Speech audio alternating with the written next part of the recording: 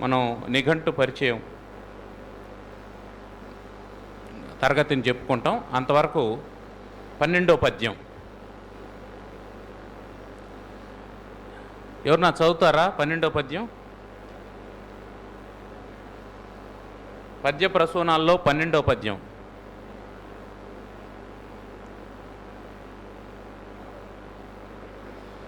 వరమున బుట్టితిన్ భరతవంశముజొచ్చితి. వరమున బుట్టితిన్ భరతవంశముజొచ్చితిని. అందు పాండు భూవరునకు కోడలైతి. జనవంద్యుల బొందితి. నీతి విక్రమస్థిరులగు పుత్రులంబడసితిన్. నీతి విక్రమ తర్వాత స్థిర శబ్దాన్ని ఎట్లా పలకాలి? మా మీద ఊనిక వచ్చేటట్టు పలకాలి, ఎందుకంటే మా గురువు కావాలి కాబట్టి. నీతి విక్రమస్థిరులగు పుత్రులంబడసితిన్. సహజన్ముల ప్రాపుగాంచితిన్. సరసిజనాభ ఇన్నిట ప్రశస్తికి నెక్కిన దాననెంతయున్. వరమున బుట్టితిన్ భరతవంశముజొచ్చితి. అందు పాండు భూవరునకు కోడలైతి. జనవంద్యుల బొందితి. నీతి విక్రమ స్థిరులగు పుత్రులంబడసితిన్. సహజన్ముల ప్రాపుగాంచితిన్. సరసిజనాభ ఇన్నిట ప్రశస్తికి నెక్కిన దాననెంతయున్. తరువాత పద్యం. వెలది జోదంబు. వెలది తర్వాత కూడా ఒక కామా పెట్టుకోండి. వెలది జోదంబు పానంబు వేట పలుకు ప్రల్లదనంబును. దండంబు పరుసదనము. దండంబు పరుసదనము. పలుకు ప్రల్లదనంబును దండంబు పరుసదనము. సొమ్ము నిష్ప్రయోజనముగ వమ్ము సేత అనెడు సప్తవ్యసనముల జనదు తగులా. ఇట్లా విడదీసి అర్థస్ఫోరకంగా పద్యాన్ని చదువుకోవాలి. తరువాత పద్యం. ఒరులేయవి యొనరించిన. ఒరులేయవి వనరించిన నరవర అప్రియము తన మనంబునకగు. నరవర అప్రియము తన మనంబునకగు. తాను ఒరులకు అవి సేయక ఉనికి. తానొరులకవి సేయకునికి. పరాయణము పరమధర్మ పథములకెల్లన్. ఈ పద్యాన్ని గమనించినారా? దీంట్లో 4వ పాదం ఒకసారి చూడండి. 4వ పాదం చూడండి, చూసినారా? 4వ పాదంలో మొదటి గణం ఏంటి చెప్పండి? జగనం వచ్చింది. ఒకటో గణంలో జగనం రావచ్చునా? బేసి గణంలో. అది మరి బేసి గణం కదా. 4వ పాదంలో ఒకటో గణం కదా,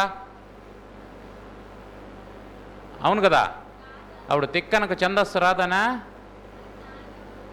అది 4వ గణం, అది బేసి గణం కాదు. ఎన్నో గణం అది? 4వ గణం. ఎట్లా లెక్కేసుకోవాలని చెప్పినాం? కందము త్రిశర గణంబులు అని చెప్పుకున్నాం మనం. కందము త్రిశర గణంబులు. మొదటి పాదంలో 3, రెండో పాదంలో 5 కలిపి మొత్తం 8కి కలిపి లక్షణం చెప్పాలి. అందువల్ల బేసి గణాల్లో జగనం రాకూడదు అన్నప్పుడు మొదటి పాదంలో 4వ గణం, మొదటి పాదం 4వ పాదంలో వచ్చినటువంటి మొదటి గణం 4వ గణం అవుతుందే కానీ అది 1వ గణం కాదు. ఇప్పుడు ఇక్కడ ప్రాస చూడండి, రేఫ ప్రాస కదా. మరి దీంట్లో దీర్ఘం వచ్చింది, ప్రాస చెల్లుతుందా? ఒప్పుకుంటామా? ఒప్పుకోవచ్చు. కారణం ఏమిటంటే ప్రాస పూర్వాక్షర నియమం ఉంటుంది. అర్థమైందా? ప్రాస పూర్వాక్షర నియమం ఉంటుందిగా. కానీ ప్రాసలో ఒకటి హ్రస్వము దీర్ఘం ఉండేదానివల్ల ఏమీ ఇబ్బంది లేదు అనేది గుర్తుపెట్టుకోవాలి. ఈ రెండు ఛందస్సుకు సంబంధించినటువంటి విషయాలు ఈ పద్యంలో. తరువాత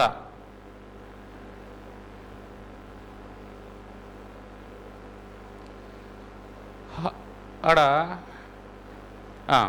హలికుండెంతయునోజతోదునగ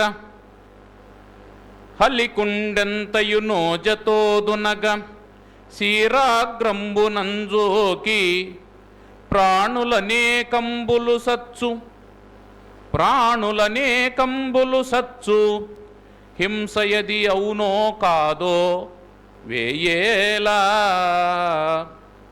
మర్త్యులు నేలంజరించుచో పదములన్ త్రొక్కుంబడున్ పెక్కు జంతులు. అక్కడి వరకు ఆపుకోవాలి. హింసావిధి కాదనంగవశమే దోషజ్ఞయూహింపుమా. దోషజ్ఞలో జా ఉండాలి, దిద్దుకోండి అది. హింసావిధి కాదనంగవశమే దోషజ్ఞయూహింపుమా.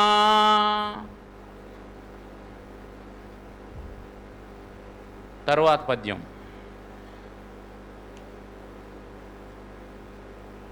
ఎర్రన హరివంశంలోని పద్యం తరువాతది. నోరంచేతులు రెండు గ్రుక్కి కొనుచున్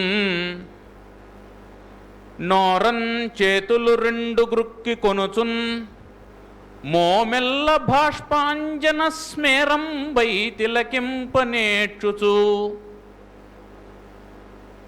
బాష్పాంజన స్మేరం వై, బాష్పాంజన కాడికి ఆపకూడదు, ఎందుకంటే నా గురువు కావాలి. బాష్పాంజన స్మేరం వై అంతవరకు పలకాలి. నోరంచేతుల రెండు గ్రుక్కి కొనుచున్ మోమెల్ల. ఎతి సరిపోయిందా? ఎతి సరిపోయిందా? చూడండి, నోకు మోకు ఎతి చెల్లుతుందా? చెల్లుతుందా?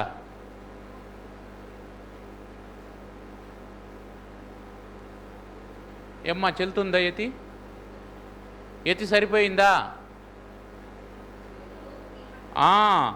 కొనుచున్ అన్నాడు కదా, ఆ నకార పొల్లు మో రెండు కలిస్తే మో అవుతుంది కదా. అందులో ఉండేటువంటి నకారం, నోరంజేతుల్లో ఉండేటువంటి నకారం, నోలో ఉండేటువంటి ఓత్వం, మోలో ఉండేటువంటి ఓత్వం, ఆ రెండు కలిసి యతి అక్కడ చెల్లుతుంది. ఇదొక విచిత్రంగా అనిపిస్తూ ఉంటుంది, మనకు లేనట్టు భ్రమ కల్పిస్తూ ఉంటుంది, కానీ ముందరుండేదాన్ని కూడా మనం గమనించుకోవాలి. నోరంజేతులు రెండు గ్రుక్కి కొనుచున్ మోమెల్ల బాష్పాంజన స్మేరం వై తిలకింపనేర్చుచు పొరిన్ మీ చేతులం కన్నులింపారందోముచు చేవబూని పిరుదొయ్యన్ మీది కల్లార్చుచున్ శ్రీరమ్యాంఘ్రియుగంబు గింజుకొనుచున్ చల్వంబు రెట్టింపగన్. శ్రీరమ్యాంఘ్రియుగంబు గింజుకొనుచున్ చల్వంబు రెట్టింపగన్.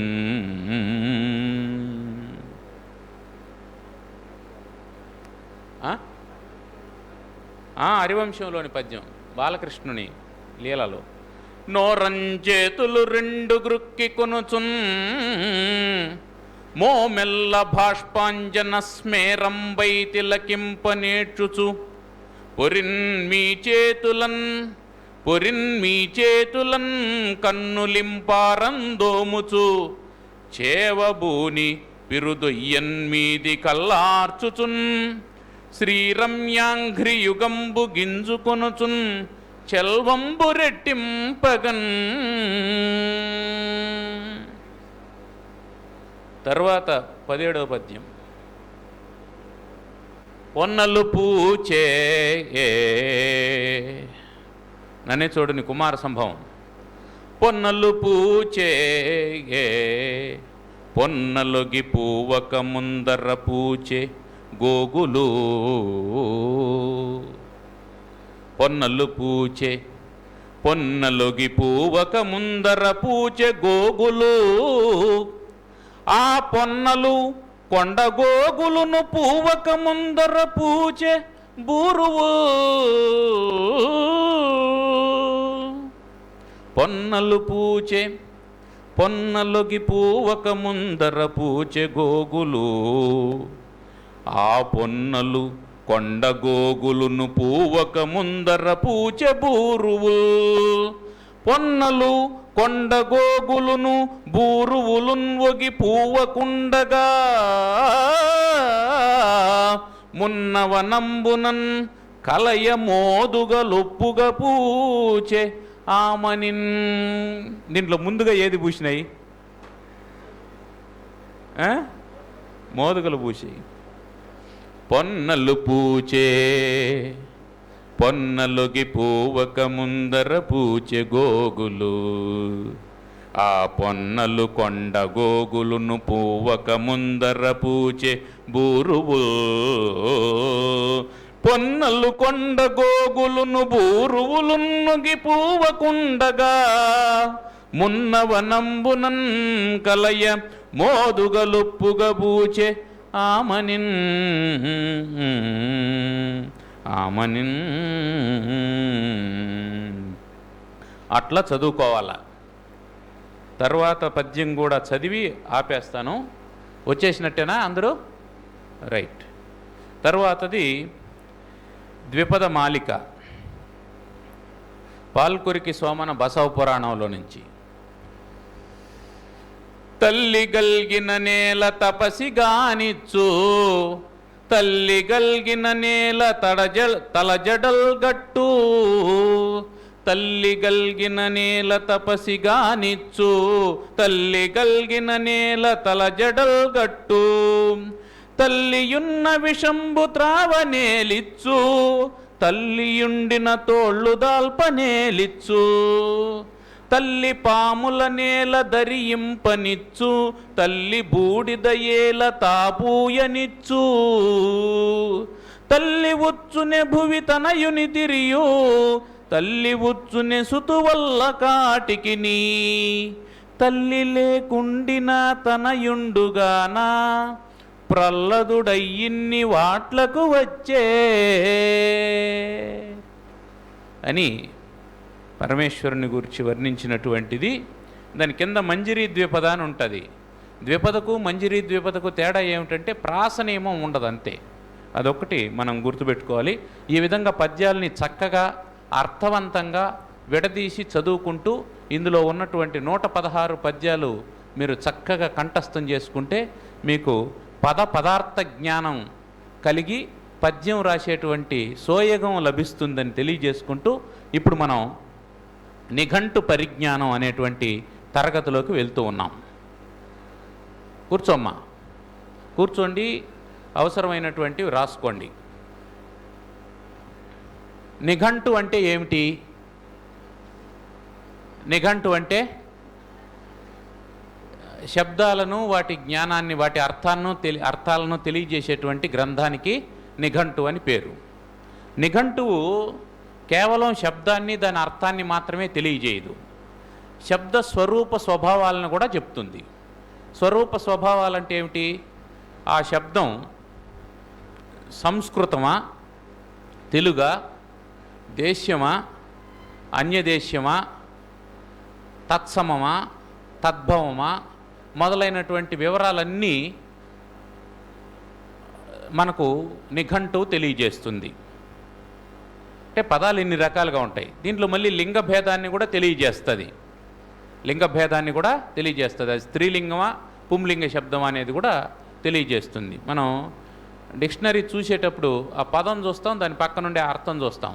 ఆ మధ్యలో బ్రాకెట్లో సమ్, స్త్రీ, నా అని ఇచ్చుంటాడు అని అనుకుందాం. సమ్ అంటే సంస్కృతం, స్త్రీ అంటే స్త్రీలింగం, నా అంటే నామవాచకం. అవి ముందుగా చూసుకొని ఆ పదాన్ని గురించి మనం తెలుసుకునేటప్పుడే అది సంస్కృతమా తెలుగా అనేది తెలుసుకోవాలి. నిన్న ఎవరో అడుగుతున్నారు ఒక సందేహం, ఏమిటి ఆ పదాలు సంస్కృత పదాలా తెలుగు పదాలా ఎలా తెలుసుకోవాలి అని. సమాసం చేసేటప్పుడు సంస్కృతం మీద తెలుగు వేయకూడదు, తెలుగు మీద సంస్కృతం వేయచ్చు, పర్వాలేదు. కానీ సంస్కృతం మీద తెలుగు వేయరాదు. మరి ఏది సంస్కృతమో ఏది తెలియాలంటే నిన్న చక్రవర్తి గారు చెబుతూ కొన్ని ప్రాథమికమైనటువంటి వాటిని తెలియజేశారు. ఇలా ఉంటే సంస్కృతం, ఇలా ఉంటే తెలుగు అని చెప్పారు. అయితే వాటన్నిటికంటే కూడా వాటిని కూడా తెలుసుకోవడంతో పాటు మనం ఎప్పుడైనా సరే ఇట్లాంటి సందేహం వచ్చినప్పుడు వెంటనే ఏం చేయాలా? నిఘంటువును ఆశ్రయించాలి. నిఘంటువులో అది ఏ భాషా భాగం, ఏ లింగం, తర్వాత అది సంస్కృతమా తెలుగు అనేటువంటి వివరాలన్నీ అందులో ఉంటాయి. అందుకే మన వాళ్ళు ఏం చెప్పినారంటే కోశం వా దేశం వా అన్నారు. మనిషిగా పుట్టినందుకు నువ్వు దేశాలైనా తిరుగు, కోశాలైనా చూడు అని. కోశం అంటే ఏమిటి? డిక్షనరీ, నిఘంటువు. ఎందుకు నిఘంటువు చూడాలి అంటే నువ్వు మాట్లాడాలి అంటే నీకు సరైనటువంటి శబ్ద జ్ఞానం ఉండాలి. శబ్ద జ్ఞానం లేకపోతే ఏమవుతుంది? నువ్వు చెప్పాలనుకున్నటువంటి భావాన్ని, నీ మనసులో కలిగినటువంటి భావాన్ని సరైనటువంటి పదజాలంతో అభివ్యక్తం చేయలేవు. ఎప్పుడైతే నీ భావాన్ని సరైనటువంటి పదజాలంతో అభివ్యక్తం చేయలేవో అప్పుడేమవుతుంది? నువ్వు అనుకున్నదొకటి, వాళ్ళు నువ్వు చెప్పింది ఒకటి, వాళ్ళు అర్థం చేసుకునేది ఒకటి, దాని పర్యవసానంగా జరిగేది ఇంకొకటి అయి ఉంటుంది. అందుకని ఈ అస్తవ్యస్తతలను పరిహరించాలి అంటే కోశజ్ఞానం ఉండి తీరాలి. కోశజ్ఞానం ఖచ్చితంగా ఉండి తీరాలి. దేశం అని ఎందుకన్నారు? దేశం ఎందుకు తిరగాలని చెప్పన్నారు? అనేక దేశాల్లో అనేక రకాలైనటువంటి సంస్కృతులు, వ్యవహారాలు, నాగరికతలు, భాషలు ఇవన్నీ ఉంటాయి. కాబట్టి వాటన్నింటినీ తెలుసుకోవడం వల్ల విజ్ఞానం పెరుగుతుంది కనుక కోశం వా దేశం వా అన్నారు. ఒకవేళ ఇది లేకపోతే, ఈ శబ్దజ్ఞానం లేకపోతే ఏమవుతుంది అనే దాని గురించి ఒక అద్భుతమైనటువంటి శ్లోకం ఉంది. ఏమిటంటే ఇదమంధతమఃకృత్స్నం జాయేత భువనత్రయం యది శబ్దాహ్వయం జ్యోతి ఆ సంసారం నవర్తతే. ఆ సంసారం, ఈ సృష్టిలో, ఈ జగత్తులో, ఈ సంసారంలో యది ఇఫ్ ఒకవేళ శబ్దాహ్వయం జ్యోతి, శబ్దము అనే పేరు కలిగినటువంటి వెలుగు గనక, దీపం గనక లేకపోతే ఇదంతా ఏమై ఉండేది? భువనత్రయం, ముల్లోకాలు కూడా అంధతమః కృత్స్నం జాయేత, కృత్స్నం మొత్తం పూర్తిగా, అంధతమః జాయేత దట్టమైనటువంటి చీకటితో నిండిపోయేది. అంటే ఏమర్థం? అజ్ఞానంతో నిండిపోయేటువంటిది అని అర్థం. అందుకని నీకు జ్ఞానాన్ని కలిగించేటువంటిది, నీ అజ్ఞానాన్ని పోగొట్టేటువంటిది శబ్దము అంటే మాట. అందుకే కాళిదాసు గారు కూడా ఏం చేశారు? రఘువంశాన్ని ప్రారంభం చేస్తూ వాగర్థావివ సంపృక్తౌ వాగర్థ ప్రతిపత్తయే జగతః పితరౌ వందే పార్వతీ పరమేశ్వరౌ అనే శ్లోకం రాశారు.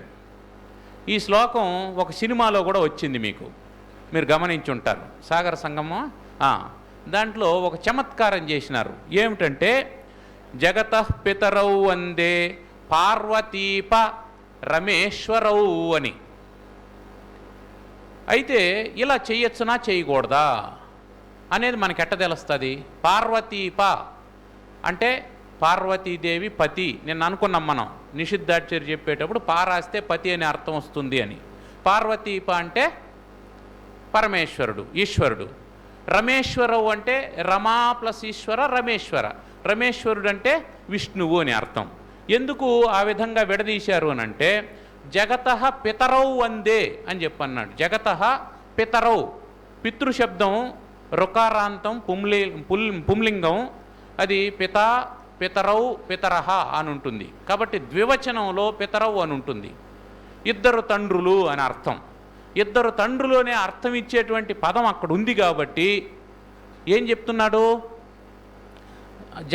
పార్వతీప రమేశ్వరౌ అని విడదీసేశారు. కానీ ఇక్కడ మనం గమనించాల్సినటువంటి విషయం ఏమిటంటే దానికంటే ముందు ఈ జగత పితరౌ అనేటువంటి దానికి పార్వతీ పరమేశ్వరవు అనే దానికి ఒక ఉపమానాన్ని వేశారు. ఏమా ఉపమానం? వాగర్థావివ సంపృక్తవు, వాక్కు అర్థము వలె కలిసి ఉన్నటువంటి, వాగర్థ జ్ఞానాన్ని ఇచ్చేటువంటి జగత్తుకు తల్లిదండ్రులైనటువంటి పార్వతీ పరమేశ్వరులకు నమస్కారం అన్నారు. ఇక్కడ పితరవు అనేటువంటి ఒక మాటను తీసుకొని పార్వతీప రమేశ్వరవు అని విడదీశారు. కానీ అలా చేయడం తప్పు. ఎందుకు తప్పు అనంటే వాక్ అనేది సంస్కృతంలో స్త్రీలింగం, ఇది తెలిసి ఉండాలి నీకు. అర్థం అనేది పుంలింగం. ఒక రూల్ ఉంది, ఎల్లింగం యద్వచనం యాచ విభక్తిర్విశేషస్య, తల్లింగం తద్వచనం తాచ విభక్తిర్విశేషణస్య. అంటే నామవాచకానికి విశేషణానికి ఏ విధమైనటువంటి అనుబంధం ఉంటుందంటే, ఏ లింగంలో నామవాచకం ఉంటుందో, ఏ వచనంలో నామవాచకం ఉంటుందో, ఏ విభక్తిలో నామవాచకం ఉంటుందో, అదే విభక్తిలో అదే లింగంలో అదే వచనంలో విశేషణం ఉండాలి. ఇది రూల్. ఇప్పుడు వాగర్థావివ అన్నప్పుడు వాక్ అనేది ఏమి లింగం అనుకున్నాం? స్త్రీలింగం. పార్వతి అయితే స్త్రీలింగం. పార్వతీప అని మనం అర్థం చెప్పినాం అనుకోండి, అప్పుడు పరమేశ్వరుడు స్త్రీలింగం అవుతాడా? కాదు. మరి పితరవు అన్నారు కదండి అంటే మళ్ళీ అక్కడ కూడా మనకు కొంచెం వ్యాకరణ పరిజ్ఞానం ఉండాలి. అది పితరవు అనేది పితృశబ్దం యొక్క ద్వివచనం కాదు, అది ఏకశేష సమాసము. దాన్ని ఏమంటారు? ఏకశేష సమాసం అంటారు. మాతాచ పితాచ మాతా పితరవు, ఇక్కడి వరకు ద్వంద్వ సమాసం. తల్లి మరియు తండ్రి అని రాస్తే దాన్ని ఏమంటాం? ద్వంద్వ సమాసం అంటాం. అట్లా కాకుండా మాతాచ పితాచ మాతా పితరవు అని రాశాడు అనుకో, తర్వాత దాన్ని ఏకశేష సమాసము అంటారు. అక్కడ కాళిదాసు ఏకశేష సమాసాన్ని ప్రయోగించడానికి ఒక అద్భుతమైనటువంటి ఔచిత్యం ఉన్నది. ఏమిటంటే పార్వతీ పరమేశ్వరులు ఇద్దరు అనేటువంటి వ్యవహారం ఉన్నదే కానీ వాళ్ళు ఒక్కరుగానే మిగులుతారు. ఏకశేషము అనేటువంటి ఔచిత్యం కోసం అక్కడ పితరవు అనేటువంటి ప్రత్యేకమైన ఏకశేష సమాసాన్ని ఆయన ప్రయోగించారు. ఇది అర్థం చేసుకుంటే మనం ఎట్టి పరిస్థితుల్లోనూ పార్వతీప రమేశ్వరవు అని అర్థం సరిపోయింది కదా అని విడదీయం. కాబట్టి ఈ పరిజ్ఞానం మనకు ఎట్లొస్తుంది? వాక్ అనేది స్త్రీలింగం అని తెలిసినప్పుడు, అర్థం అనేది పుంలింగం అని తెలిసినప్పుడు మాత్రమే మనకు ఈ పరిజ్ఞానం వస్తుంది. మరి ఇది ఎలా తెలుస్తుంది అంటే నిఘంటువు ద్వారా తెలుస్తుంది. నిఘంటువు ద్వారా తెలుస్తుంది. ఆ నిఘంటువు ద్వారా తెలుసుకోవడం వల్ల, తెలుసుకోకపోతే, ఈ పరిజ్ఞానం లేకపోతే, శబ్ద పరిజ్ఞానం లేకపోతే మనం అబాస్ పాలయ్యేటువంటి అవకాశం ఉంది. నిఘంటువు వ్యాకరణం రెండు మనకు చాలా అవసరమైనటువంటివి. వ్యాకరణం యొక్క అధ్యయనాన్ని గురించి చెబుతూ యద్యపి బహునాధీశే తథాపి పఠపుత్ర వ్యాకరణం స్వజన స్వజనో మాభూత్ సకలం శకలం సకృత్ శకృత్ అని చెప్పన్నారు. నాయనా, నువ్వు మ్యాథమెటిక్స్ చదవకుండా బో, ఫిజిక్స్ అమ్మా మాట్లాడకండి, ఫిజిక్స్ కెమిస్ట్రీ ఇవన్నీ చదవకుండా పో. దానివల్ల వచ్చే నష్టమేమి లేదు. ఎందుకంటే మ్యాథమెటిక్స్ చదవనటువంటి వాడు బ్రతుకుతూ ఉంటాడు, ఫిజిక్స్ చదవనివాడు బ్రతుకుతూ ఉంటాడు, ఎకనామిక్స్ చదవనివాడు బ్రతుకుతూ ఉంటాడు. కానీ వ్యాకరణం చదవకపోతే పెద్ద ప్రమాదం అని చెప్పి అన్నాడు. ఏమిటంటే స్వజన స్వజనో మాభూత్ సకలం శకలం సకృత్ శకృత్ అన్నాడు. నువ్వు స్వజన అని చెప్పాల్సిన చోట స్వజన అని చెప్పినావు అనుకో, స్వజనులు అంటే తనవారు అని అర్థం. వాళ్ళింటి పెళ్ళికి స్వజనులంతా వచ్చారు అని వాక్యం రాయాలి. అక్కడ సా రాయాల్సిన దాని బదులు షా రాశావు అనుకో, స్వజన అని అవుతుంది. వారి ఇంటి పెళ్ళికి స్వజనులంతా వచ్చారు. స్వజనులు అంటే కుక్కల గుంపు అని అర్థం. నువ్వు ఇట్లాంటి ప్రకటన చేసావు అనుకోండి, ఇంటికి వచ్చినటువంటి వాళ్ళంతా ఏం చేస్తారు? నిన్ను సన్మానం చేస్తారా లేదా? సన్మానం చేస్తారు కదా. ఏమిరా ఇంటికి పిలిచి మమ్మల్ని స్వజనులు అంటావా అని అంటారు. అట్లాగే సకలం అంటే అన్నీ అని అర్థం, అంతా అని అర్థం. శకలం అంటే ఒక మొక్క అని అర్థం. సకృత్ అంటే ఒకానొక సందర్భంలో, సకృత్ అంటే ఎప్పుడో ఒకప్పుడు, ఒకానొక సందర్భంలో, ఒకానొక అని అర్థం. శకృత్ అంటే మలం అని అర్థం. అందుకని ఇదంతా జాగ్రత్తగా తెలుసుకొని, అందుకే మన వాళ్ళు ఏం చేస్తుంటారంటే సశేషం అనేటువంటి పదం చెప్పమంటూ ఉంటారు. ఈ పదం గుర్తుపెట్టుకోండి, మీరు కూడా పిల్లలకు చెప్పేటప్పుడు ఈ పదం చెప్పాలి. సీరియల్ జరుగుతూ ఉందనుకోండి, ఒక నెల అయిన తర్వాత దాని కింద ఇది ఉంటుంది, సశేషం అనేటువంటి పదం ఉంటుంది. దీంట్లో ఈ మూడింటిని వేరువేరుగా పలుకుతాం. ఇది సా, ఇది షే, ఇది షా. మూడు రకాలుగా పలుకుతాం. ఆ పలికేటువంటి దాంట్లో తేడా ఉండాలి. వ్యాకరణం మనకి వీటినన్నింటినీ చెబుతుంది. ఇవన్నీ తెలియకపోతే ఏమవుతుందంటే మనం ఇంకా కొన్ని ఇబ్బందులు పడతాం. అయితే ఇది నేర్చుకునేటప్పుడు చాలా జాగ్రత్తగా నేర్చుకోవాలి. అరకొరగా నేర్చుకొని అదే శాస్త్రం అని అనుకోకూడదు. సరే, ఒక ఊళ్ళో ఒక అమ్మాయి ఉంది. ఆ అమ్మాయి యవ్వనంలో ఉంది. అమ్మాయికి పెళ్లి చేయాలని చెప్పి అనుకున్నారు. పెళ్లి చేయాలని అనుకుంటే అమ్మాయిని చూడడానికి పెళ్లి కొడుకు వాళ్ళు పెళ్లి చూపులకు వచ్చారు, అమ్మాయి ఇంటికి వచ్చారు. సరే, మనకు ఒక సంప్రదాయం ఉంది కదా, అంటే కొత్తగా వచ్చిన సంప్రదాయం ఏంటంటే అమ్మాయి అబ్బాయి మాట్లాడుకునే సంప్రదాయం ఒకటి ఉంది. అబ్బాయిని అడిగారు, ఏమయ్యా ప్రశ్నలు ఏమన్నా ఉంటే అడుగు అని చెప్పంటే అతను అమ్మాయిని చూశాడు, అమ్మాయి అద్భుతంగా ఉంది, అందంగా ఉంది, కాబట్టి నేను పెళ్లి చేసుకుంటాను, నాకేమి ప్రశ్నలు లేవని చెప్పి అనేశాడు. కానీ అమ్మాయి మాత్రం నేను మాట్లాడాలి, నాకు కొన్ని ప్రశ్నలు ఉన్నాయని చెప్పి అన్నది. సరే, అమ్మాయి మాట్లాడమని చెప్పాను నేను. మాట్లాడిన తర్వాత వాళ్ళు వెళ్ళిపోయారు. సాధారణంగా ఏం జరుగుతుంది, ఆ తర్వాత ఫోన్ చేస్తామండి లేదా ఉత్తరం రాస్తామండి అని చెప్తారు కదా. తర్వాత ఫోన్ చేస్తామండి అని చెప్పి పంపించేశారు. అయిపోయిన తర్వాత వాళ్ళ నాన్న ఆ అమ్మాయిని పిలిచి, అమ్మా, అబ్బాయి నీకు నచ్చాడా, నువ్వు అతన్ని పెళ్లి చేసుకుంటావా అని చెప్పంటే అమ్మాయి చక్కగా చదువుకున్నటువంటి అమ్మాయి, అరకొర చదువు చదివినటువంటి అమ్మాయి కాదు, మంచి విదుషీమణి. ఆ అమ్మాయి అన్నది, నాన్న, యస్య షష్ఠీ చతుర్థీ స్యాత్ విహస్య చ విహాయ చ తస్య కథం ద్వితీయాహం ద్వితీయా కథమహం భవేత్ అని చెప్పి అన్నది. ఇక పెళ్లి సంబంధం క్యాన్సిల్. ఎంతకీ ఏమన్నదా ఆవిడ? యస్య షష్ఠీ చతుర్థీ స్యాత్ విహస్య చ విహాయ చ. వాళ్ళిద్దరూ పక్కకు పోయి ఏం మాట్లాడుకున్నారు తెలుసా? పక్కకు పోయిన తర్వాత ఆమె అతన్ని పక్కకు తీసుకొని వెళ్ళిన తర్వాత అతను అన్నాడు, ఏం మాట్లాడాలన్నావు, అడుగు, ఏం అడుగుతావో అని చెప్పి అన్నాడు. ఆమె 2 పదాలు చెప్పింది, విహస్య ఏ విభక్తి అని చెప్పి అన్నది. అతనికి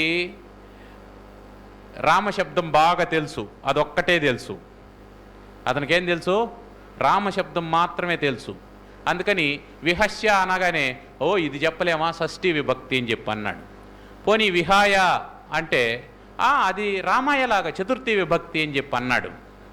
సరే, కథం, కథం అనేది అంటే అది ద్వితీయ రామంలాగా కథం అన్నాడు. ఇక కథం, కేల్ కథం, అక్కడికి కథంతో కేల్ కథం, సరే పద అని చెప్పి అన్నది. ఇంకా ఏమైనా అడుగు అని చెప్పి అన్నాడు. చాలు చాలు చాలు చాలు. స్థాళీ పులాక న్యాయం. స్థాళీ పులాక న్యాయం అంటే అన్నం వండేటప్పుడు మొత్తం అన్ని మెతుకులు పట్టుకోం. పులాకం అంటే ఒక మెతుకు, స్థాళి అంటే పాత్ర, పాత్రలో ఉండేటువంటి ఒక మెతుకును పట్టుకొని చూసి ఉడికిందా లేదా అని అనుకుంటాం. కాబట్టి వీడి వ్యాకరణ పరిజ్ఞానం అర్థమైపోయింది అమ్మాయికి. వాళ్ళ నాన్నతో వచ్చి చెప్పింది, ఇది కరెక్టే కదా, యస్య షష్ఠీ చతుర్థీ స్యాత్ విహస్య చ విహాయ చ తస్య కథం ద్వితీయాహం ద్వితీయా కథమహం భవేత్. ఏమడిగింది అమ్మాయి? విహస్య విహాయ అనే అవి ఏ విభక్తులో అడిగింది. వాడేమో రామశబ్దం అనుకొని షష్ఠీ చతుర్థి అని చెప్పి అన్నాడు. కానీ నిజానికి అవి 2 అవ్యయాలు. అవి 2 అవ్యయాలు. అవ్యయం అంటే ఏమిటి? లింగవచన విభక్తుల చేత మార్పు లేనటువంటిది, వ్యయం కానటువంటిది అవ్యయం. మార్పు లేని వ్యయం అంటే మార్పు అని అర్థం. వ్యయం అంటే మార్పు. వ్యయం అంటే ఏమిటి? ఖర్చు. ఖర్చు అంటే ఏమిటి? మార్పు చెందడం. నీ దగ్గర 10 రూపాయలు ఉంది, 10 రూపాయలు ఇచ్చేసి బిస్కెట్ ప్యాకెట్ తీసుకున్నావంటే ఏం జరిగింది? అక్కడ మార్పు జరిగింది. నీ 10 రూపాయలు ఏమైంది? బిస్కెట్ ప్యాకెట్గా మారిపోయింది. నీకు బిస్కెట్ ప్యాకెట్ ఇచ్చినటువంటి వాడు ఆ 10 రూపాయలు ఇచ్చి చాక్లెట్లు తీసుకుంటాడు. అప్పుడు ఆ 10 ఏమైంది? చాక్లెట్గా మారింది. కాబట్టి ఖర్చు అంటే ఏమిటి? మార్పు. వ్యయం అంటే మార్పు. అవ్యయం అంటే మార్పు లేకుండా ఉండేటువంటిది. కాబట్టి భాషా భాగాల్లో పదాల్లో మార్పు లేకుండా ఉండేటువంటి పదాలు కొన్ని ఉంటాయి. అట్లాంటివే ఈ విహస్య విహాయ అనేది. అదేవిధంగా కథం అనేది ప్రశ్నావాచకం, ఏకవచనం. అదేవిధంగా అహం అనేది అస్మద్ శబ్దం ప్రథమా విభక్తి ఏకవచనం. అవన్నీ రామంలాగా అనిపించి అతను ద్వితీయ విభక్తి అని చెప్పి అన్నాడు. కాబట్టి ఇతనికి వ్యాకరణ పరిజ్ఞానం లేదని ఆ అమ్మాయి రిజెక్ట్ చేసింది. దీన్ని బట్టి ఏమర్థమైంది మీకు? ఏమర్థమైంది? వ్యాకరణం చదువుకోకపోతే పెళ్ళి కాదు, వ్యాకరణం చదువుకోకపోతే పెళ్ళి కాదు అని అర్థమైంది. అందుకని జాగ్రత్తగా చదువుకోవాలి. తర్వాత ప్రతి పదానికి ఒక మూల ధాతువు ఒకటి ఉంటుంది. ఆ మూల ధాతువు ఏదో మనం తెలుసుకున్నామంటే దాని వ్యుత్పత్తిని మనం సులభంగా తెలుసుకోవచ్చు. ఇప్పుడు భుజంగ అని ఒక పదం ఉంది. భుజంగ అంటే అర్థం ఏంటి? పాము అని అర్థం. పాము అని అర్థం. మనం అమరకోశంలో చూసినాం అనుకోండి, గురుబాల ప్రబోధికలో ఈ పదం దగ్గర ఆ వ్యుత్పత్తి ఇలా ఉంటుంది. భుజం వక్రం గమయతీతి భుజంగమః అని ఉంటుంది. భుజం అంటే వంకర టెంకరగా అని అర్థం. వంకరగా అని అర్థం. భుజం ఎప్పుడు వంకరగా ఉంటుంది. భుజం ఎప్పుడు వంకరగా ఉంటుంది. తెలుసు కదా మీకు, భుజం ఎట్లా వంకరగా ఉంటుంది. అట్లా వంకరగా వెళ్ళేటువంటిది కాబట్టి దానికి భుజంగమము అనే పేరు వచ్చింది. ఇట్లా మనం ఆ పదాన్ని ఒక్కసారి నువ్వు వ్యుత్పత్తి అర్థంతో పాటు నేర్చుకున్నావు అనుకో, ఇక ఆ పదాన్ని నువ్వు మర్చిపోయేందుకు అవకాశం ఉండదు. అందుకని ఈ భాషా భాగాలతో పాటు ఆ పదం అకారాంతమా సకారాంతమా ఉకారాంతమా అనేది తెలియాలి నీకు. అది తెలియకపోతే నువ్వు సంధి చేసేటప్పుడు, ముఖ్యంగా సంధి చేసేటప్పుడు మనం తప్పు చేసేటువంటి అవకాశం ఉంది. మనం సమస్యాపూరణలు క్లాస్ చెప్పుకున్నప్పుడు ఒక సమస్య చెప్పాం. సోముని మంత్రంబు పృథకు సూనులనిచ్చెన్నని. సోముని మంత్రంబు పృథకు సూనులనిచ్చెన్ అనేటువంటి సమస్య చెప్పి దాన్ని పూరించేటప్పుడు దూర్వాసోముని అని చెప్పి అనుకున్నాం. దూర్వాసోముని అంటే దూర్వాసముని కాదు, దూర్వాసోముని. దూర్వాసోముని. అట్లాగే మనం శనీశ్వర, శనేశ్వర ఎట్టంతా రాస్తూ ఉంటాం. కానీ అది కరెక్ట్ కాదు. శనైశ్చర అని రాయాలి. షాకు చావొత్తిచ్చి రాయాల. శనైశ్చర. శనైహి, శనైహి మెల్లమెల్లగా, చరతి ఇతి శనైశ్చర. మెల్లమెల్లగా నడుస్తాడు కాబట్టి అతనికి ఒక కాలు ఉండదు, అందువల్ల మెల్లమెల్లగా నడుస్తాడు. అంటే అర్థం ఏంటంటే మీకు ఆ రాశి చక్రంలో ఉండేటువంటి ఒక రాశిలో నుంచి ఇంకొక రాశిలోకి శని మారడానికి 2.5 సంవత్సరాలు పడుతుంది. అతనొక్కడే అంత మెల్లగా వెళ్ళేటువంటి వాడు. అందుకని అతనికి మందహ శనైశ్చరహ అని పేరు. మనం శనీశ్వర శనేశ్వర అని రాస్తూ ఉంటాం. అర్థమైందా? ఇవి మనం చేసేటువంటి తప్పు. అది ఎప్పుడు తెలుస్తుంది నీకు? అది శనైహి అనేటువంటి శబ్దం నీకు తెలిసినప్పుడే అది తెలుస్తుంది. దూర్వాసస్ అనేటువంటి శబ్దం సకారాంతం అని తెలిసినప్పుడే ఆ సకారాంత పదాలకు ఏమి సూత్రాలు వస్తాయో దాని ప్రకారం దూర్వాసోముని అని మనం చెప్పగలుగుతాం. లేదంటే తప్పుగా అర్థం చేసుకునేటువంటి ప్రమాదం ఉంటుంది. ఇది మనం గుర్తుపెట్టుకోవాల్సింది. ఇక నిఘంటువులకు సంబంధించి ప్రామాణికమైనటువంటి నిఘంటువులు కొన్ని మనం తెలుసుకుంటాం. ఒకటి, సంస్కృతంలో వాచస్పత్యము, వాచస్పత్యము అనేటువంటి ఒక బృహన్ నిఘంటువు ఉన్నది. తారానాథ తర్క వాచస్పతి, తారానాథ తర్క వాచస్పతి రచించినటువంటి వాచస్పత్యము అనేటువంటి నిఘంటువు ఉన్నది. ఇది పరమ ప్రామాణికమైనటువంటిది. ఈ శబ్దాల యొక్క వ్యుత్పత్తితో సహా ప్రయోగాలతో సహా ఇందులో ఉంటుంది. తర్వాత అంత అవసరం లేదని అనుకున్నప్పుడు కేవలం శబ్దాలు అర్థాలు మాత్రమే తెలుసుకుందామని అనుకున్నప్పుడు మీరు సర్వశబ్ద సంబోధిని అనేటువంటి నిఘంటువును చూసుకోవచ్చు. లేదా తెలుగు సంస్కృత నిఘంటు అనే పేరుతో సంస్కృత ఆంధ్ర నిఘంటు అనే పేరుతో నిఘంటువులు దండిగానే దొరుకుతాయి మీకు మార్కెట్లో. అంటే ప్రాథమికమైనటువంటి దానికి వ్యుత్పత్తిని తెలుసుకోవాలనుకున్నప్పుడు మాత్రం శబ్దస్తోమ మహానిధి కానీ తారానాథ తర్క వాచస్పత్యం కానీ శబ్దస్తోమ మహానిధి కానీ ఈ రెండు అద్భుతమైనటువంటి నిఘంటువులు సంస్కృతంలో. అవి కాకుండా మనకు ప్రాథమికంగానే మనం అధ్యయనం చేసేటువంటి అమరకోశం మొదలైనటువంటి నిఘంటువులు ఉన్నాయి. వైజయంతి ఇట్లాంటి నిఘంటువులు చాలా ఉన్నాయి. వాటిలో ఏదో ఒకటి చూసుకోవచ్చు మనం. ఇక తెలుగులోకి వచ్చేటప్పటికీ శబ్దరత్నాకరం తెలుగు విశ్వవిద్యాలయం వారి ప్రచురణ. అది దాంతోపాటు శ్రీహరి నిఘంటువు కూడా కొనుక్కోవాలి. రవా శ్రీహరి గారు రచించినటువంటి శ్రీహరి నిఘంటువు కూడా కొనుక్కోవాలి. కారణం ఏంటంటే ఏ ఆరోపాలైతే సూర్యరాయాంధ్ర నిఘంటువులో లేవో వాటన్నింటినీ ఆయన సేకరించి సూర్యరాయాంధ్ర నిఘంటు శేషంగా శ్రీహరి నిఘంటు ఉంటుంది కాబట్టి దాన్ని కూడా కొనుక్కోవాలి. ఇక కొట్ర శ్యామల శాస్త్రి గారు ఆంధ్ర వాచస్పత్యం అనేటువంటి పేరుతో ఒక నిఘంటు నిర్మాణం ప్రారంభం చేశారు. అది అసంపూర్ణంగా ఉండిపోయింది, కానీ ఉన్న భాగాలు మాత్రం అద్భుతంగా ఉంటాయి. అది కూడా మనం సంపాదించుకోవచ్చు. తర్వాత వావిళ్ళ వారు కూడా ఒక నిఘంటువును తెలుగు నిఘంటువును వేశారు. ఇవన్నీ ఏవి అందుబాటులో ఉంటే అవి సంపాదించుకోవడం శ్రేయోదాయకం. సూర్యరాయాంధ్ర నిఘంటువు మనకు అందుబాటులో ఉండడం లేదు. అదేవిధంగా ఆంధ్ర వాచస్పత్యం దొరకదు, వావిళ్ళ నిఘంటువు దొరకదు. మనకు దొరికేటువంటిది ఏమిటి? శబ్దరత్నాకరం దొరుకుతుంది. బహుజనపల్లి సీతారామాచార్యులు వారు రచించినటువంటి శబ్దరత్నాకరం దొరుకుతుంది. ఈ శబ్దరత్నాకరం ప్రతి వారి దగ్గర ఉండాలి. అంటే తెలుగు చదువుకునేటువంటి వాళ్ళు దగ్గర, అంటే ప్రతి తెలుగు కుటుంబంలోనూ నిఘంటు ఉండాలి. మనం భోజనం తినేటువంటి ప్లేట్ని రోజుకు 3 సార్లు ఉపయోగిస్తాం. దానివల్ల శరీరానికి పుష్టి వస్తుంది. కానీ నిఘంటువుని ఎన్నిసార్లు వాడతాం?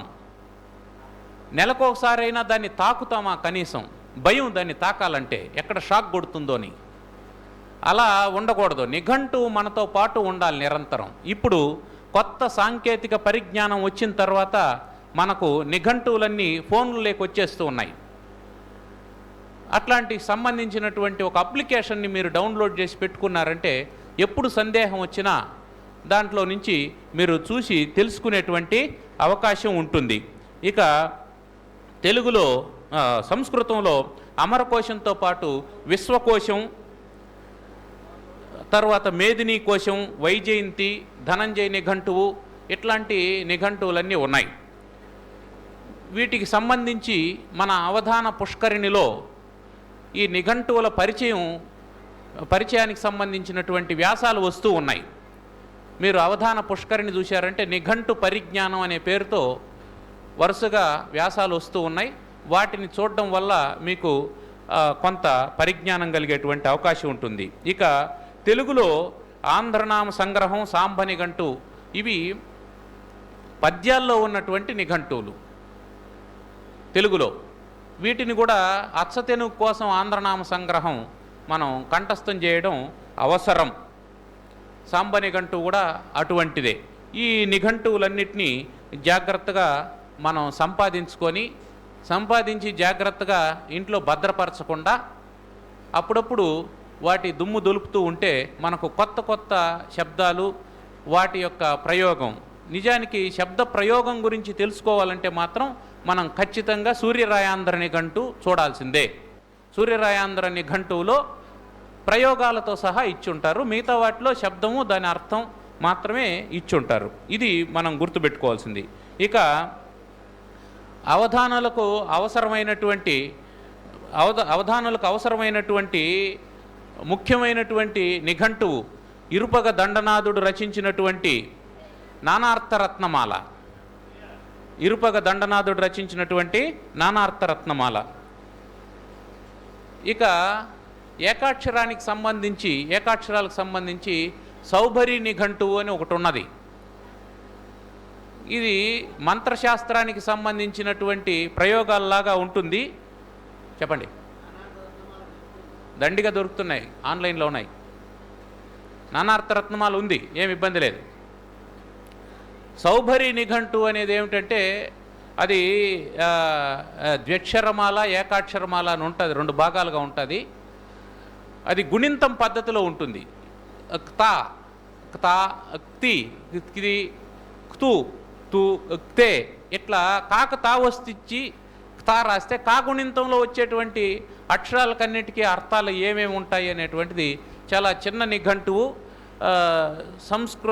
కేంద్రీయ సంస్కృత విశ్వవిద్యాలయం తిరుపతి గ్రంథాలయంలో ఈ నిఘంటువు ఉన్నది. పూనా వాళ్ళు ప్రచురించినటువంటి నిఘంటువు ఇది. దానికి సంబంధించినటువంటి ఒక వ్యాసం మన అవధాన పుష్కరిణిలో మీరు పోయిన మాసంలో చూడొచ్చు. ఇక అవధానులు ముఖ్యంగా అమరకోశం దాన్ని చదవడం ముఖ్యం. గురుబాల ప్రబోధిక వ్యాఖ్యానంతో చదువుకోవాలి. ముందుగా అందులో విశేష్య నిఘ్న వర్గం అని ఒకటి ఉంటుంది. అది మనకు చాలా అవసరమైనటువంటిది. వాటిని కూడా దాన్ని చాలా జాగ్రత్తగా చూసుకోవాలి. ఇక ముఖ్యంగా మనం ఇప్పుడు చెప్పాలి అని అనుకున్నది ఏమిటంటే, మనం పరిచయం చేయదలుచుకున్నటువంటి నిఘంటువు ఏమిటంటే, ఈ నిఘంటువులన్నీ ఏం చెప్తున్నాయి మనకు ఇప్పటి వరకు అంటే, శబ్దాన్ని అర్థాన్ని చెప్తాయని చెప్పి తెలుసుకున్నాం. ఒక ప్రత్యేకమైనటువంటి నిఘంటువు ఉన్నది. అది పదాలను తయారు చేసుకునే విధానాన్ని చెప్తుంది. దాని పేరే ధనంజయ నిఘంటువు. ధనంజయ నిఘంటువు, ధనంజయుడు రాసినటువంటి నిఘంటువు. దాని మీద పోయిన నెలలో ధనంజయ నిఘంటువుకు సంబంధించి అవధాన పుష్కరిణిలో వ్యాసం ఉంటుంది. అది మనం చూడొచ్చు. ఈ నిఘంటువు యొక్క ప్రత్యేకత ఏమిటి? ఈ నిఘంటువు ముందుగా మనకు కొన్ని పర్యాయ పదాలని చెప్తుంది. ఇది కూడా శ్లోకంలోనే ఉంటుంది. ఈ శ్లోకాలు రాసుకోండి, మళ్ళీ చెప్తాను.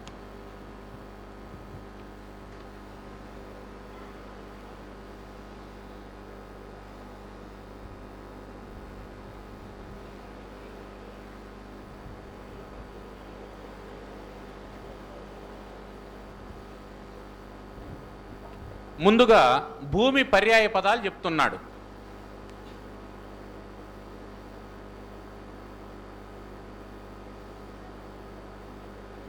భూమిర్భూః,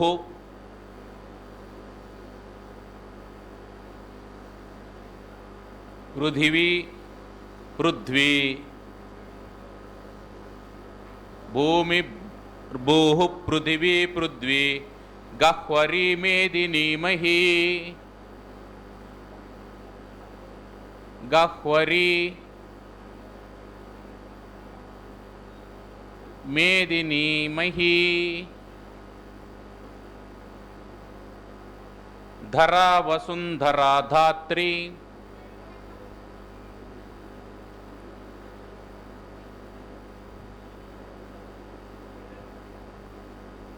ధరా వసుంధరా ధాత్రి, క్షమా విశ్వంభరావనిః,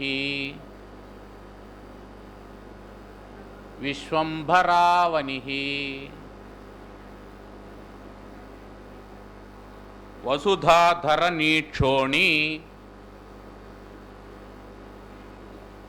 వసుధా ధరణి క్షోణి, క్ష్మాధరిత్రి, క్ష్మా ధరిత్రి, క్షితిశ్చకుః.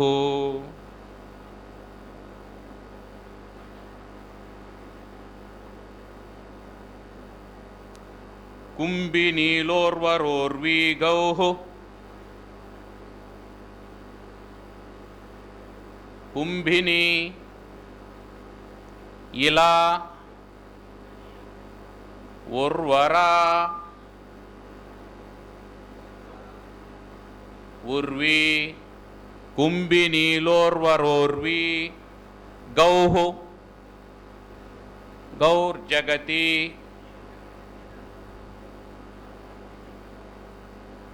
వసుమత్యపి.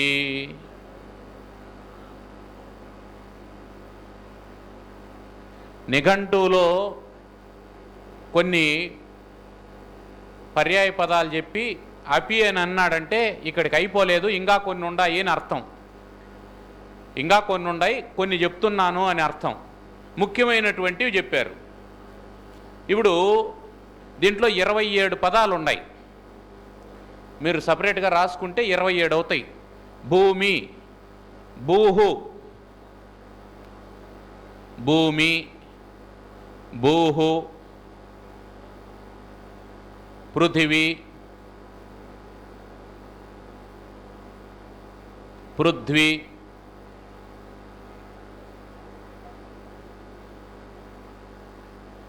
గహ్వరి, మేదిని, మహి, ధర,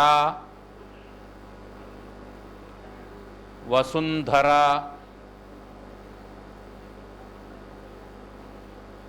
ధాత్రి, క్షమా, విశ్వంభర,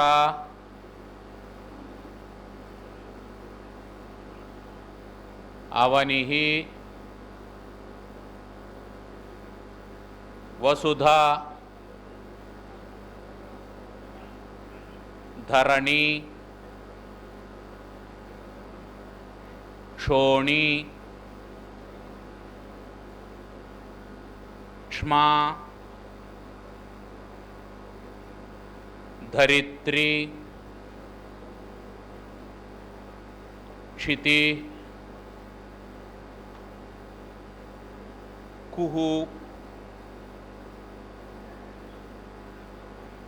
కుంభిని, ఇలా,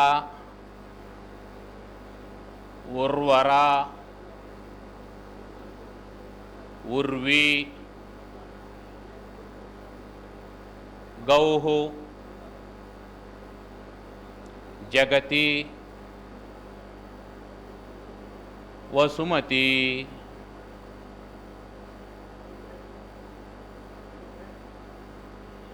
ఇన్ని పదాలు చెప్పారు. అంటే మనం 2 శ్లోకాలు కంఠస్థం చేసినామంటే 27 పదాలు మనకు వచ్చేస్తాయి.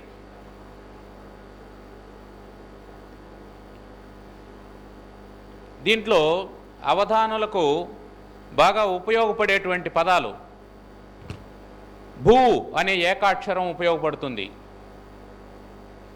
ఎందుకంటే నేను మేదిని వేస్తానని నువ్వు మే అన్నావంటే దాని నిషేధం అన్నాడంటే అయిపోయింది, అక్కడ ఆగిపోతుంది.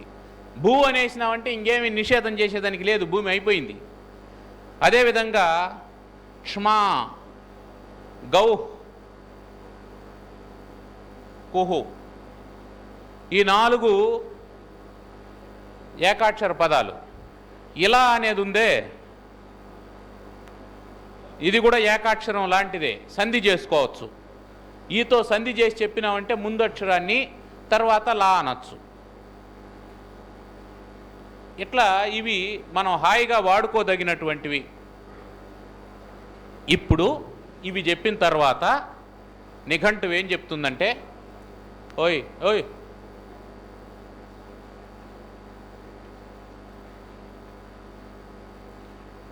ఇప్పుడు ఒక సూత్రం చెప్తున్నాడు కింద, అది రాసుకోవాలి మనం. తత్పర్యాయ ధరశైలః. రాయనా?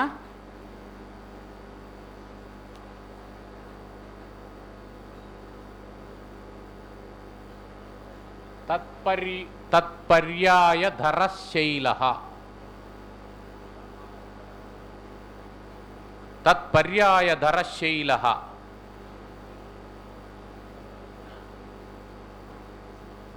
తత్పర్యాయ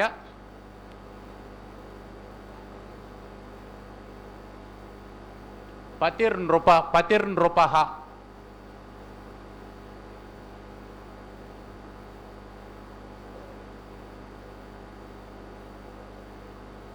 తత్పర్యాయ రుహో వృక్షః.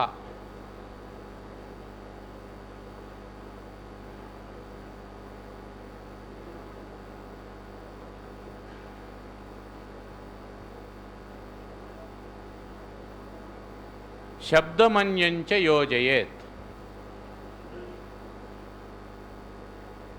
శబ్దమన్యంచ యోజయేత్.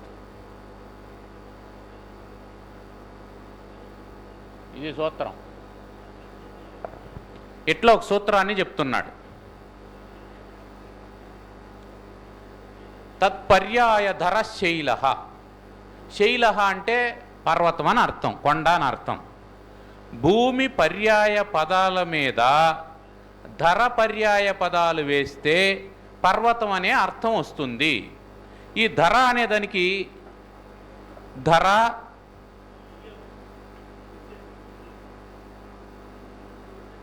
ధ్ర, ధర, ధ్ర, భృత్.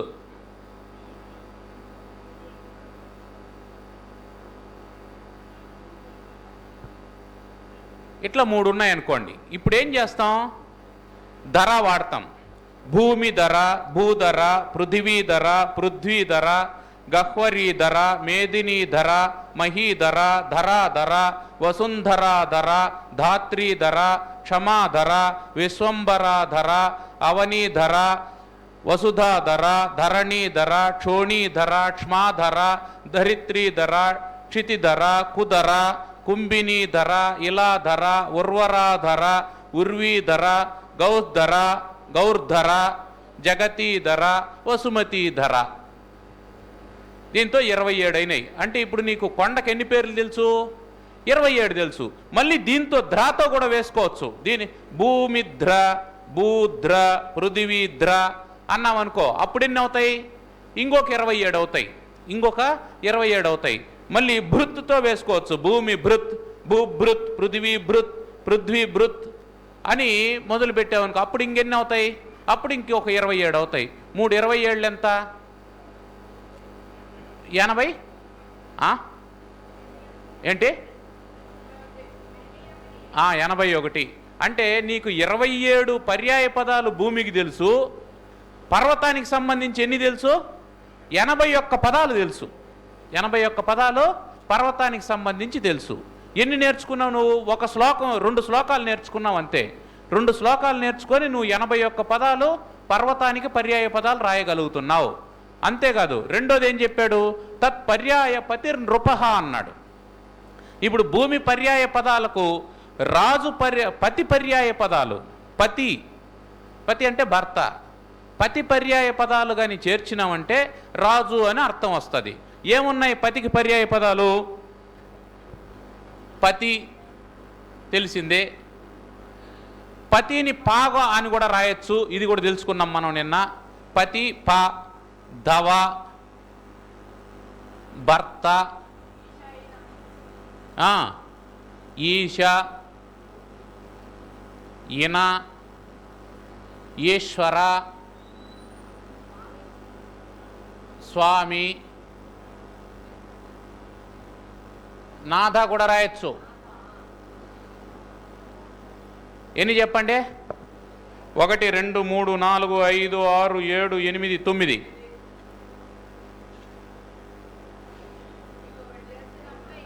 ఆ?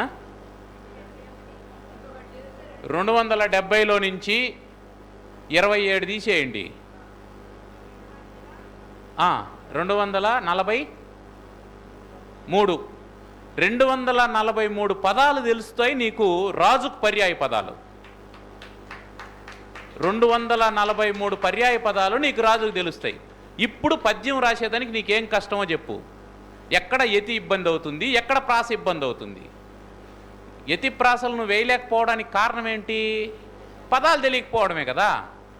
సార్ ఇక్కడ మాతో ఎత్తి రావాలి సార్, నాకు పదం ఏం గుర్తు రావడం లేదు అని అన్నావు అనుకో, నీకు పదాలు రాకపోవడం వల్ల నువ్వు రాయలేకుండా పోతున్నావు. ఇన్ని పదాలు తెలిస్తే నువ్వు ఎందుకు రాయలేకుండా పోతావు? ఇప్పుడు ఎట్లా అది నేను చేస్తావు? భూమిపతి లేదా భూపతి, పృథివీపతి, పృథ్వీపతి, గహ్వరీపతి, మేదినీపతి, మహీపతి, ధరాపతి, ఇట్లా రాసుకుంటూ వస్తే 243 పదాలు నీకు రాజుకు పర్యాయ పదాలు తెలుస్తాయి. రాజుకు పర్యాయ పదాలు తెలుస్తాయి. అంటే ఇందాక మనం 81 పదాలు దేని నుంచి రాబట్టాం? పర్వతార్థంలో రాబట్టాం. తర్వాత ఇవి 243 పదాలు. నెక్స్ట్ మూడోది తత్పర్యాయ రుహో వృక్ష. ఈ భూమి పర్యాయ పదాల మీద రుహ్ అనేటువంటి పర్యాయ పదాలు, రుహ్ అంటే పుట్టడం అని, పుట్టడం అనేటువంటి పర్యాయ పదాలు కానీ చేరిస్తే చెట్టు అనే అర్థం వస్తుంది. భూమిలో నుంచి పుట్టేది కాబట్టి చెట్టు అనే అర్థం వస్తుంది. ఈ రుహ్ అనే దానికి పర్యాయ పదాలు ఏమేమి ఉన్నాయి? రుహు, రుహ, రుహ రుట్టు, రుహ రుట్టు. తర్వాత భవ, ప్రభవ, సంభవ, జ, జన్మ, ఉద్భవ,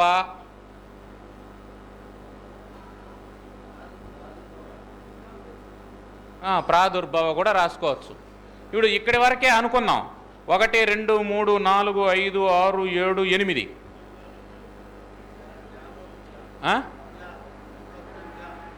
ఒక అక్షరం జా రాశాను సార్, సంభవ పక్కన జా రాసి ఉన్నాను చూడండి, అంతే కదా. ఇవన్నీ అవుతాయి. ఇవి 243లో 27 తీసేస్తే ఎంత? 216 అనుకుందాం. కొంచెం ఇటు అటుగా, ఏం కాదు. మొత్తం ఎన్ని అయినాయి చెప్పండి? 6 4 10 14 540 పదాలు వచ్చేసినాయి నీకు. ఈ 2 శ్లోకాలు నేర్చుకున్నావంటే ఎన్ని పదాలు వస్తాయి? 540 పదాలు వచ్చేస్తాయి. ఈ 2 శ్లోకాలు నేర్చుకునేదానికి నీకు ఎంత టైం కావాలి చెప్పు? 10-15 నిమిషాలు. మధ్యాహ్నం భోజనానికి నేర్చుకోవచ్చునా? మధ్యాహ్నం భోజనానికంతా ఈ 2 శ్లోకాలు నేర్చుకోవచ్చు. భోజన మంత్రాల్లాగా కూడా నేర్చుకోవచ్చు, ఏమి ఇబ్బందిలే. అసలు నిజానికి చెప్పాలంటే ఇది ఒక పెద్ద మంత్రం. పొద్దున్నే నువ్వు నిద్ర లేచినప్పుడు పడక మీద నుంచి కాళ్ళు నేల మీద పెడతావు చూడు, ఆ నేల మీద పెట్టేటప్పుడు మనం భూదేవిని స్తుతించేటువంటి మంత్రం ఉంటుంది. భూదేవిని స్తుతించేటువంటి మంత్రం ఉంటుంది. ఆ మంత్రమే ఈ మంత్రం.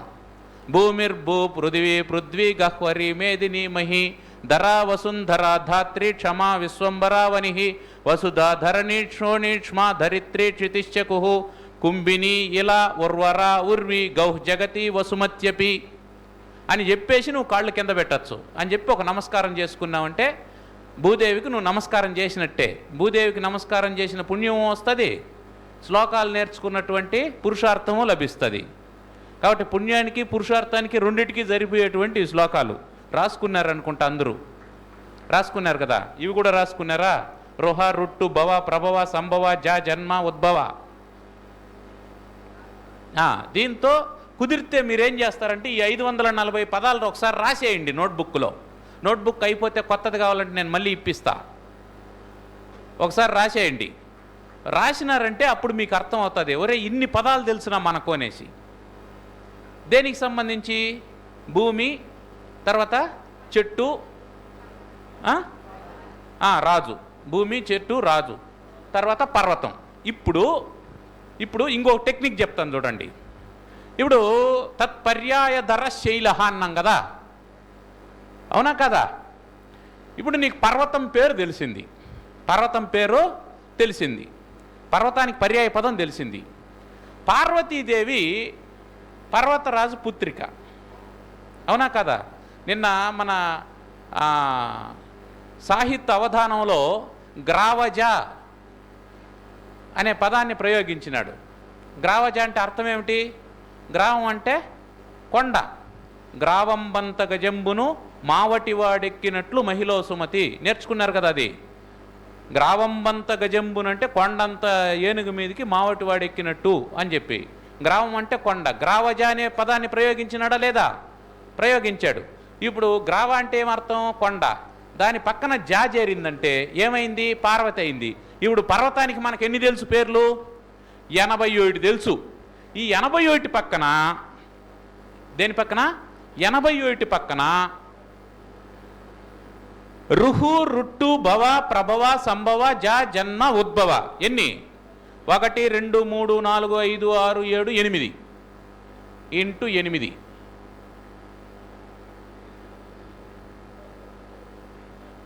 87 పక్కన నువ్వు ఇవి రాసుకుంటా వస్తే నీకు 648 పదాలు పార్వతీదేవి పర్యాయ పదాలు వస్తాయి. పార్వతీదేవిని గురించి నీకు 648 పర్యాయ పదాలు వచ్చేస్తాయి. ఇప్పుడు ఈ 648 పార్వతీదేవి పర్యాయ పదాల పక్కన పార్వతీదేవి పతి కదా పరమేశ్వరుడు. ఇప్పుడు పతి పర్యాయ పదాలు ఎన్ని ఉన్నాయి చెప్పండి? 9 ఉన్నాయి కదా. అవునా కాదా?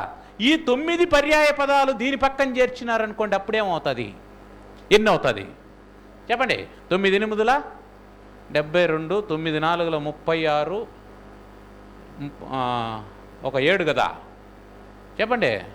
9 8 72, 7, 4 9 36, 43, 4, 9 6 54, 58, 5832 పదాలు నీకు శివుని పర్యాయ పదాలు తెలుస్తాయి.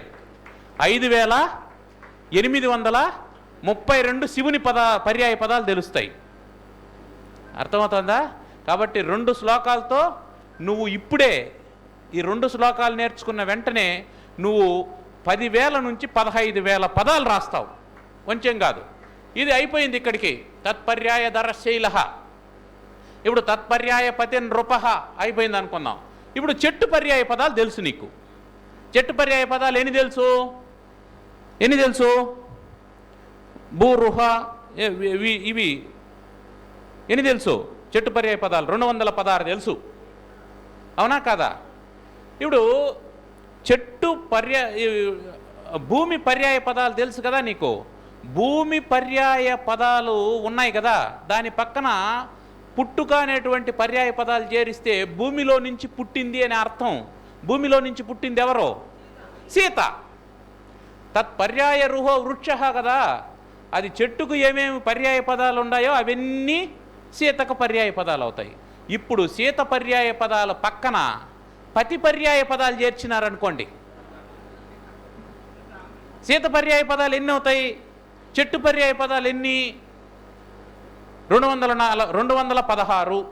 ఈ 216 పక్కన 216 ఇంటూ 8, 216 ఇంటూ 16 ఇంటూ 8 ఇన్ని రాముని పర్యాయ పదాలు వస్తాయి మీకు. 9 అన్ని రాముని పర్యాయ పదాలు తెలుస్తాయి. ఒకే ఒక 2 శ్లోకాలతో మీరు 15,000 నుంచి 20,000 పదాలని తయారు చేసుకుంటారు. మీకు కావాలంటే తయారు చేసుకోవచ్చు. సులభమవునా కదా? మీరేం చేయాలంటే ఫోన్లు ఉండే వాళ్ళంతా archive.com వెళ్ళి ARCHIVE నోట్ చేసి పెట్టుకోండి. ఇప్పుడు చేయొద్దండి ఆ పని. ARCHIVE దాంట్లోకి వెళ్ళి ధనంజయ నిఘంటువు అని కొట్టారంటే ధనంజయ నిఘంటువు కనిపిస్తుంది మీకు. వావిళ్ళ వారు ప్రింట్ చేసినటువంటిది. దాన్ని డౌన్లోడ్ చేసి పెట్టుకోండి. బుక్ కూడా ఉంది, ఇప్పుడు ప్రింట్ అయ్యింది, కొత్తగా అమ్ముతూ కూడా ఉన్నారు. అవి వెళ్ళడము కొనడము అవంతా చేసే పని లేకుండా మన దగ్గర ఉండేటువంటి ఫోన్లోనే మనమే పుస్తకం డౌన్లోడ్ చేసి పెట్టుకొని, చాలా పుస్తకాలు డౌన్లోడ్ చేసి పెడతా అంటాం, మనకు ఆవేశం ఎక్కువ ఉంటుంది. ఆ ఆవేశం కొద్దీ ఏం చేస్తామంటే డౌన్లోడ్ చేసి పెడుతూ ఉంటాం, కానీ ఎప్పుడు చదవం. కానీ నిఘంటువుని మాత్రం అట్లా డౌన్లోడ్ చేసి పెట్టకూడదు, ఇవి కంఠస్థం చేస్తూ ఉండాలి. రోజు 2 శ్లోకాలు ఇట్లా కంఠస్థం చేసినావంటే రోజు నీకు 10,000 పదాలు వస్తూ ఉంటాయి. అప్పుడు నువ్వు కవిత్వం ఎట్ట రాస్తావు?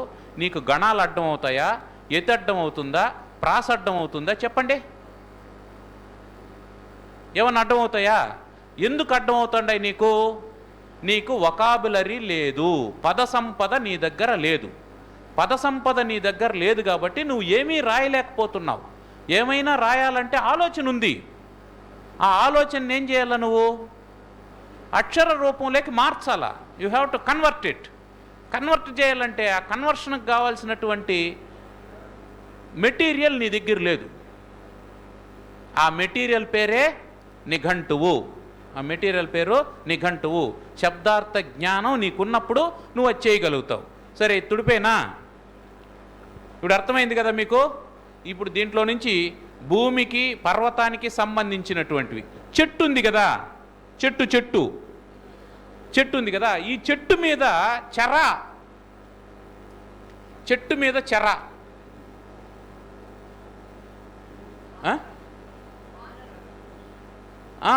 చెట్టు మీద చెర, చెట్టు పర్యాయ పదాల మీద చెర అని వేసాం అనుకుందాం. చెర, చల.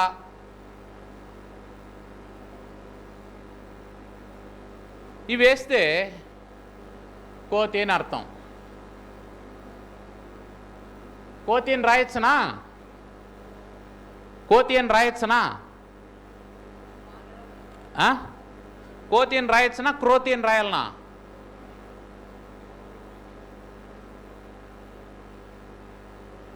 కోతి అని రాయొచ్చునా, క్రోతి అని రాయాలనా? రాయొచ్చునో రాయకూడదు అనేది నేను చెప్పను. మీరు ఒకసారి నిఘంటువు చూసి మళ్ళీ నాకు చెప్పండి. ఇట్లాంటి సందేహం వచ్చినప్పుడు మనం సందేహాన్ని తీర్చేదేది నిఘంటువు. కోతి రాయాలనా, క్రోతి రాయాలనా అనేది నిఘంటువుని అడిగి మళ్ళీ చెప్పండి. సరే, ప్రస్తుతానికి చూద్దాం. కాబట్టి చెట్టు పర్యాయ పదాల మీద చల, చెర ఈ 2 వాడినావంటే ఏమవుతుంది? కోతి అవుతుంది. వానరులకు నాయకుడు ఎవరు? కపినాథుడు, కపిస్వామి. ఎవరు? హనుమంతుడు, సుగ్రీవుడు అనేటువంటి అర్థంలో ఇప్పుడు పతి, పాధవ, భర్త, ఈశ, ఈన, ఈశ్వర, స్వామి, నాథ ఈ పర్యాయ పదాలు వేసినాం అనుకో, అప్పుడేమవుతాయి అవన్నీ? ఎన్ని పదాలు అవుతాయి అవి? ఇప్పుడు చెట్టుకు ఎన్ని అనుకున్నాం? 216. చెట్టుకు 216. దానికి చలా చెర చేర్చినాం అనుకో, అప్పుడేమవుతాయి? 216 432 అవుతాయి. 432 ఇంటూ 9 ఇంచుమించు 4300 పదాలు.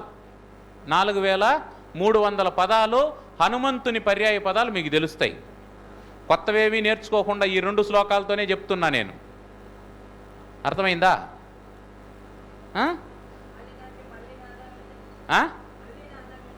మళ్ళీ దానికి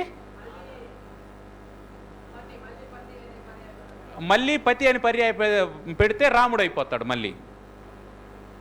మళ్ళీ హనుమంతుడికి నాయకుడు ఎవరు? రాముడు అయిపోతాడు. అట్లా అర్థమైందా? సరే, మళ్ళీ రాముని పర్యాయ పదం పక్కన ప్రియాని పెట్టావనుకోండి, సీతమ్మ అయిపోతారు. ఇట్లా పదాలని తయారు చేసుకునేటువంటి సామర్థ్యం మనకు పెరుగుతుంది దీని ద్వారా.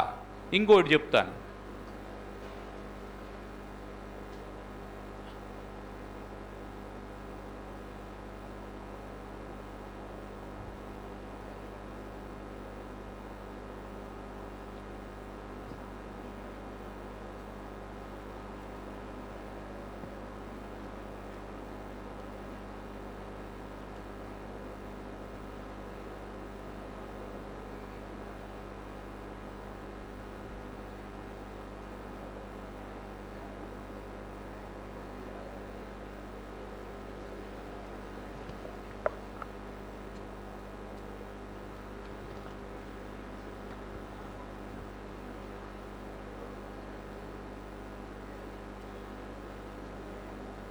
వార్వారి జలమంబోంబు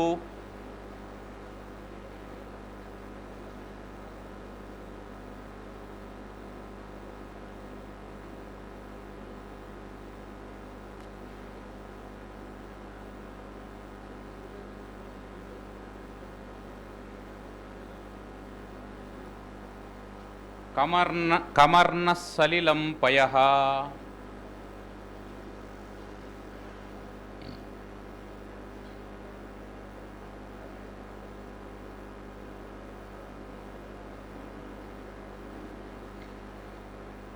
శరం వనం కుశం తోయం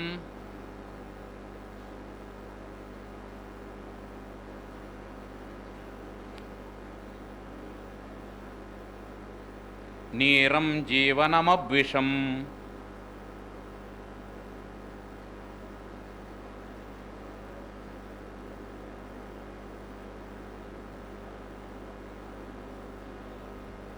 ఇవి నీటి పర్యాయ పదాలు. ఇందులో 17 ఉన్నాయి. వాహ్,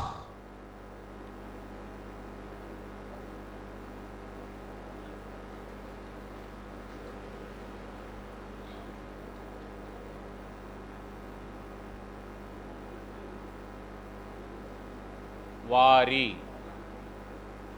జలం, అంబుహు,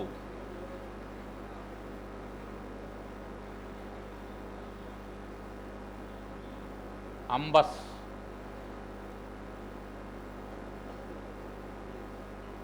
కం,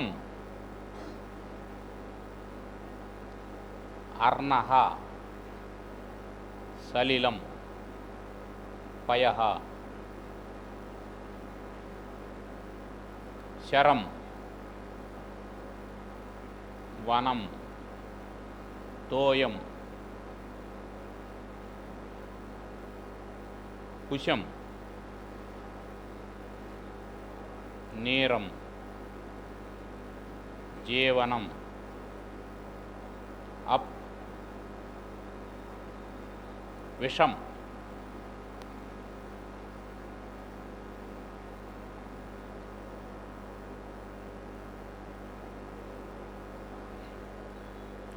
ఈ 17 నీటికి పర్యాయ పదాలు. ఇప్పుడు తత్పర్యాయ చరో మత్స్యః.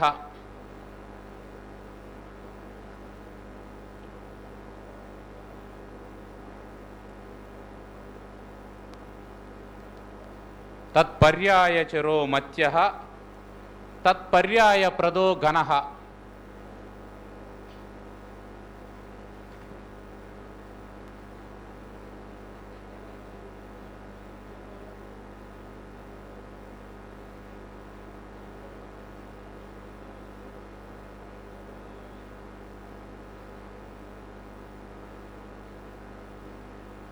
తత్పర్యాయోద్భవం పద్మం.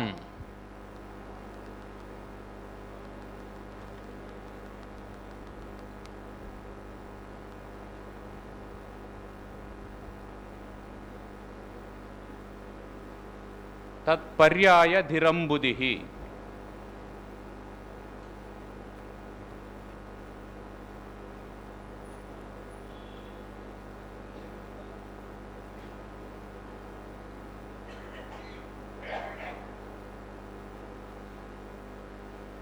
తత్పర్యాయ ధిరంబుధిః, ధిరంబుధిః. ఈ 17 నీటి పర్యాయ పదాల మీద ఒకటోది ఏం చెప్తున్నా అంటే, చర పర్యాయ పదాలు చేర్చినామంటే వాశ్చర, వారిచర, జలచర, అంబుచర, అంబశ్చర, కశ్చర, అర్ణోచర, సలిలంచర, పయశ్చర, శరశ్చర, వనచర, తోయశ్చర, కుశచర, నీరశ్చర, జీవనచర, అప్చర, విషచర.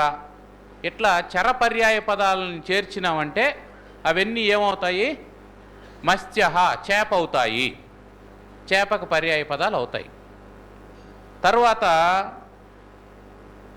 దాని పక్కన ప్రద, ద, ప్రద, ఇచ్చు అనేటువంటి అర్థంలో ప్రద, ద. నీరద, వారిద, ఇవన్నీ మేఘం అనే అర్థంలో ప్రయోగిస్తాం. మేఘం అనేటువంటి అర్థంలో ప్రయోగిస్తాం. అటు తర్వాత ఇందాక చెప్పినామే ఉద్భవం, జ, రుహ, రుట్టు, ఉద్భవం, సంభవం, భవం, ఇవన్నీ ఉన్నాయి కదా. వాటన్నిటినీ ఈ నీటి పర్యాయ పదాల పక్కన చేర్చినామంటే పద్మం అనేటువంటి అర్థం వస్తుంది, తామర పువ్వు అనే అర్థం వస్తుంది. దీని పక్కన ధి చేర్చినామంటే సముద్రం అనే అర్థం వస్తుంది. కాబట్టి సముద్రానికి 17 పర్యాయ పదాలు నీకు తెలుస్తాయి, మేఘానికి 34 పర్యాయ పదాలు తెలుస్తాయి. అర్థమైందా? ఈ విధంగా మనం శబ్దాలని తయారు చేసుకోవాలి. దీన్ని మీరు ప్రాక్టీస్ చేయండి. ఇవి రాసుకొని ఒకసారి అవి రాసుకొని తయారు చేసినారంటే అంటే వాటిని చేర్చుకునేటప్పుడు వ్యాకరణ నియమాలు పాటించుకోవాలి.